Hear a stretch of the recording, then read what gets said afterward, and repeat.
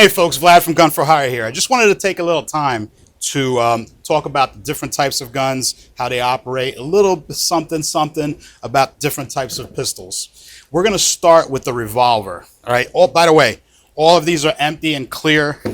I don't have any magazines or any cartridges on this table or on me. They've all been cleared just for you guys, you safety guys. All right, so we're going to start with the revolver. Probably one of the oldest types of guns, right? So they work on a wheel, which is a cylinder. They can be fired in two different configurations. It can be fired single action or double action. Single action would mean that I lock the hammer back, like so. If you notice, as the hammer came back, the cylinder rotated to the next cartridge, and your trigger travel was limited, was minimized, right? So, which therefore, at that point, makes this, in single action, a very light trigger. So a lot of times when people were competing with revolvers, they would go single action and they would take that accurate shot because single action is very quick and they're able to get a very accurate shot. Otherwise, it would be shot in double action. So double action means full travel of the trigger as the hammer, double action meaning that it's doing two things, right? The hammer's coming back and slamming forward.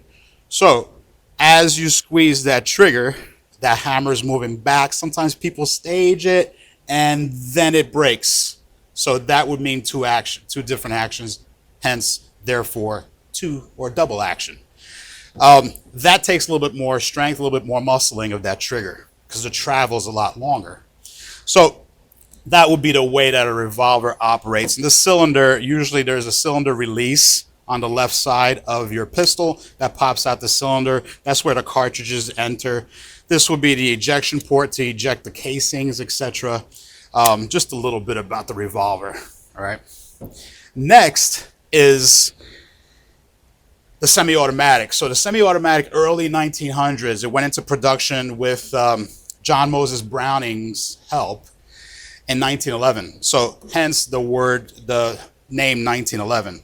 So a 1911 style semi-auto is a single action firearm. So if you think about what I was talking about the revolver, single action means that it's just going one way, right? So these are hammer fired one way. The hammer's moving one way. So as I press the trigger, again, most people who love guns love 1911s because the triggers are very crisp, very light, and you don't have to muscle through it, and the hammer is just slamming one way. So you can get follow-up shots pretty quickly because the hammer is always staged for you, right? So this would be an example of a 1911. Hammer is always fired. Most of these have safeties, so you'd have to learn and train how to use your safety in order to keep this safe. Because again, hammer back means that it's always ready to go, right? And again, because the trigger is very light, you would want a safety on a 1911. Next is, let's talk about double action or single or double single, right? DASA, double action, single action. So what happened was because the hammer was always back on a 1911, they started to create semi-automatics that are double single. So the hammer being back, they gave it the option to bring the hammer forward. Hence, they would put a decocking lever. They would add a decocking lever on the firearm. So on a first pull of the trigger, the hammer would be double action. So it would move back and forth the way that I explained earlier. Once the firearm cycled, the hammer stays back. Therefore, all the sequences of the future trigger pulls would be single action. So the first pull would be double, and the pulls after that would be single action.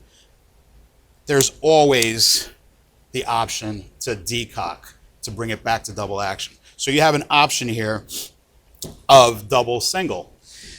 Eventually, because of accountability, my guess, because people are always accountable for each trigger pull, they also made double action only, DAO, where the hammer just doesn't lock back anymore. It just always goes back forward. So that would make it double action only. If each trigger travel will bring the hammer back and forth as you shoot. So early 1990s, something else happened.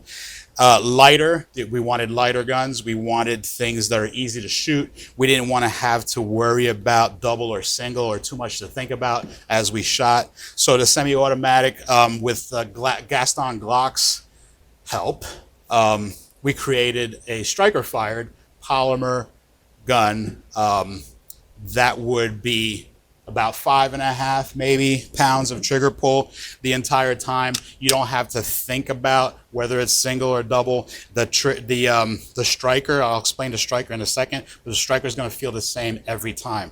So now we have what's called polymer striker fired. This is a Glock. What happens here is there is a firing pin component inside here, which is spring loaded.